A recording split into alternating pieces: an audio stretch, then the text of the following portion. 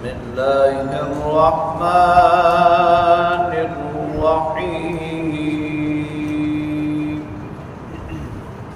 يا أيها الذين آمنوا كتب عليكم القصاص في القتلى الحر بالحر والعبد بالعبد والأنثى بالأنثى فمن عفي له من أخيه شيء فاتباع بالمعروف وأداء إليه بإحسان ذلك تخفيف من ربكم ورحمة فمن اعتدى بعد ذلك فله عذاب أليم ولكم في القصاص حياة يا أولي الألباب لعلكم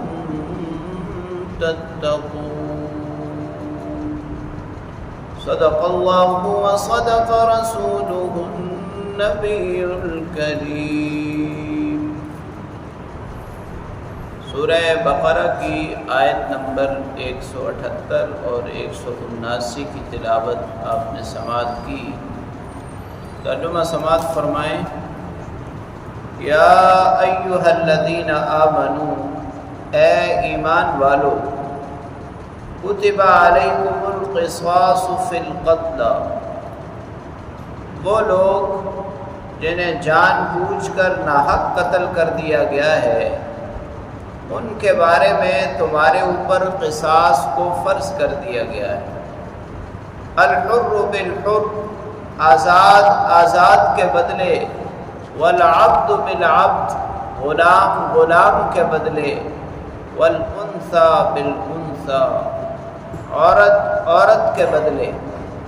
فمن عفی له من اخیہ شیء، اگر مقتول کے ورثاء میں سے کوئی قاتل کو معاف کر دے، فاتباع بالمعروف، تو پھر اچھے طریقے سے خون بہا کا مطالبہ جائز ہے مقتول کے ورثاء کے لیے، وَأَدَاءٌ إِلَيْهِ بِإِحْسَانٍ، اور خون بہا اور دیت کا اچھے طریقے سے ادا کرنا ضروری ہے قاتل کے ورثاء کے لیے۔ ذَلِكَ تَخْفِيفٌ مِّن رَبِّكُمْ وَرَحْمَةٌ، یہ تخفیف ہے تمہارے رب کی طرف سے اور رحمت ہے۔ فَمَنِ اعْتَدَى بَعْدَ ذَلِكَ، اس کے بعد بھی اگر کوئی حد سے تجاوز کرے، فَلَهُ عَذَابٌ أَلِيمٌ، تو اس کے لیے دردناک عذاب ہے۔ وَلَكُمْ فِي الْقِصَاصِ حَيَاةٌ، اور اے ایمان والو، قصاص میں تمہارے لیے زندگی ہے۔ یا اولی الالباب، اے عقل والو، لعلکم تتقون، تاکہ تم پرہیزگار ہو جاؤ۔ گزشتہ آیت کریمہ میں دین اسلام اور شریعت اسلام کی بنیادی چیزوں کو بیان فرمایا۔ اب ایک ایک چیز کی تفصیل بیان ہو رہی ہے۔ آج کی آیت کریمہ میں قصاص کا حکم بیان کیا جا رہا ہے۔ قصاص کا لفظی معنی ہے برابری۔ شریعت اسلامیہ میں جس شخص کو جان بوجھ کر ناحق قتل کر دیا جائے اس کے برابر سرابر بدلے کو قصاص کہتے ہیں۔ قتل کی 4 صورتیں ہیں: قتل عامد، شبہ عامد، قتل خطا، شبہ خطا۔ قصاص صرف قتل عامد میں ہے، یعنی اگر کوئی شخص جان بوجھ کر آلہ قتل سے کسی انسان کو ناحق قتل کر دے تو مقتول کے ورثاء قاتل سے قصاص لیں گے۔ زمانہ جاہلیت میں بھی قصاص تھا، لیکن عدل و انصاف نہیں تھا۔ آیت کریمہ کے دوسرے جملے میں جو وضاحت کی اس کی یہی وجہ ہے کہ آزاد کے بدلے غلام کے بدلے اور عورت کے بدلے. زمانہ جاہلیت میں ہوتا یوں تھا کہ اگر کوئی طاقتور ان کی عورت کا قتل ہو گیا تو وہ عورت کے بدلے مرد کے قتل کا مطالبہ کرتے تھے، اور اسی طرح طاقتور لوگوں کے غلام کا قتل ہو گیا تو وہ اس کے بدلے آزاد کا مطالبہ کرتے تھے. تو اللہ رب العالمین نے وضاحت فرما دی کہ قتل میں برابری ضروری ہے. یہاں یہ مراد بالکل نہیں ہے کہ اگر غلام قتل ہوا ہے تو اس کے بدلے غلام کو ہی قتل کیا جائے گا، آزاد کو قتل نہیں کیا جائے گا. قتل اگر غلام ہوا ہے، قاتل آزاد ہے، تو پھر بھی اس سے قصاص لیا جائے گا.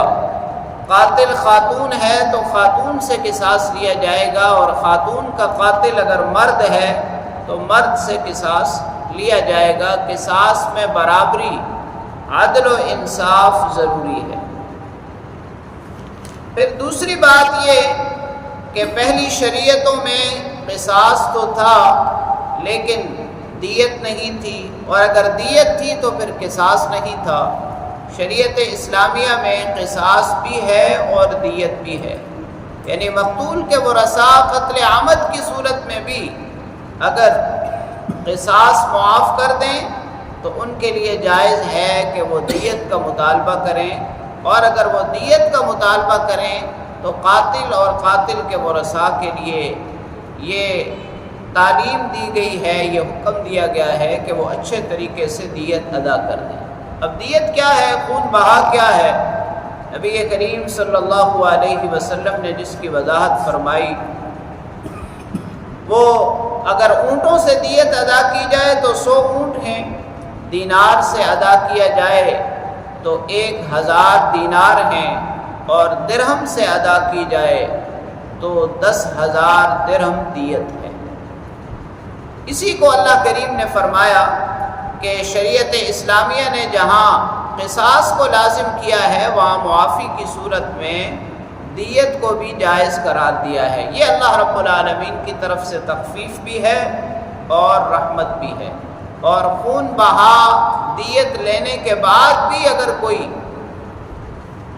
قاتل کو قتل کرنے کے درپے ہے تو یہ حد سے تجاوز ہے. حد سے تجاوز پر اللہ رب العالمین نے عذاب کی وعید سنائی ہے.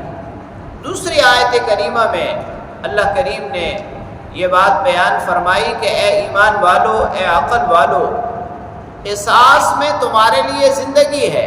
یعنی بظاہر ایسا لگتا ہے کہ ایک آدمی کو قتل کیا گیا تو اس کے بدلے دوسرے آدمی کو قتل کیا جائے تو کیوں نہ دیت لے لی جائے. اللہ کریم نے واضح فرما دیا کہ اگر قصاص پر عمل ہوگا تو پھر لوگوں کی جانیں محفوظ ہوں گی. پھر قاتل قتل کرتے ہوئے 100 بار سوچے گا، لیکن اگر قصاص پر عمل نہ ہوا تو پھر مظلوم لوگوں کی جانیں یوں ہی ضائع ہوتی رہیں گی. اللہ کریم سے دعا ہے اللہ تعالی ہمیں عمل کی توفیق نصیب فرمائے.